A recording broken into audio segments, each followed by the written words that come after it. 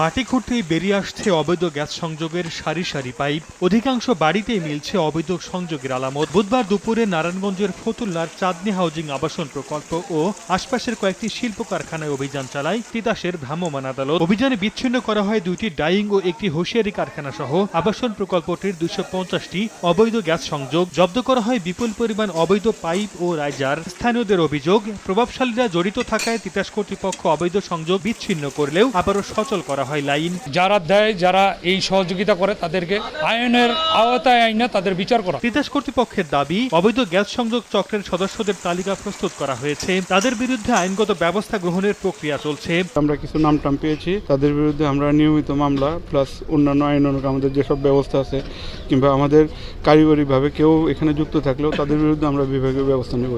তিতাসের তথ্য বলছে, চাঁদনী হাউজিং প্রকল্পের 3 শতাধিক বাড়ির অধিকাংশেই অবৈধ সংযোগ রয়েছে।